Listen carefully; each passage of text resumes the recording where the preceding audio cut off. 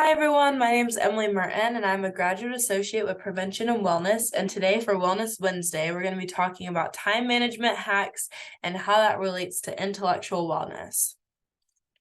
So you can see our wellness wheel right here, and intellectual wellness is in the bottom right. It's in yellow and it has a little light bulb flashing, and it stands for intellectual wellness.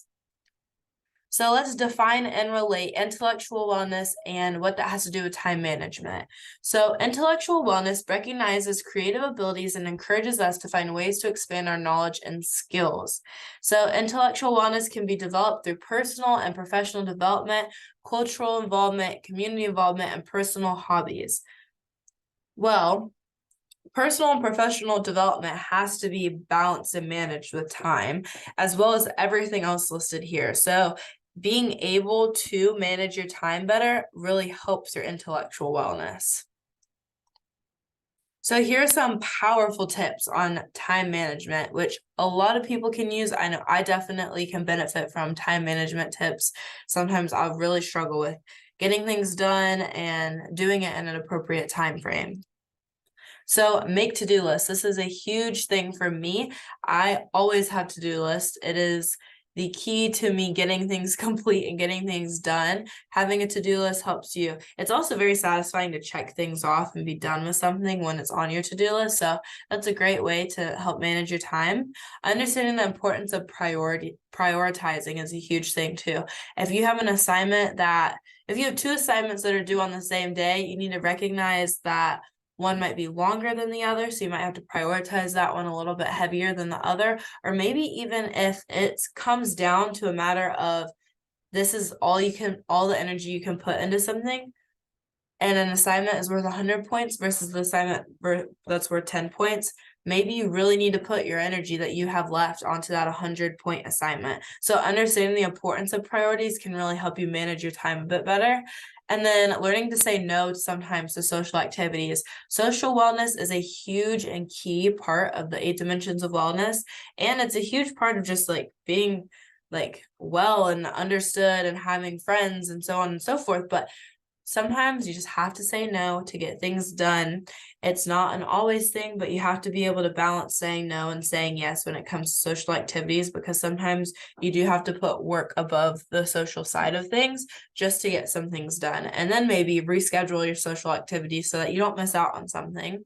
And then cutting some work hours. So a lot of times in college, we tend to get work jobs outside of school because school itself is work, but you tend to get jobs outside of school, and those work hours can sometimes really impede on our schoolwork and impede on the amount of time that we have to put into schoolwork. So maybe you get things done, but not as good as they should be done, or maybe you are cramming things into a small time frame because you are trying to work. So cutting some work hours can be really helpful in a sense of time managing and being able to handle what you're doing. And then multitasking is a huge thing. So I know for me, I am pretty good at multitasking. It's something that works for me. Some people it doesn't work for, and that's okay. But for me, multitasking helps me get things done. So if I have a YouTube video playing in the background of me working on something, that really helps me feel like I'm engaging 2 different parts of my brain, the side that calms me down, which is chilling, watching YouTube,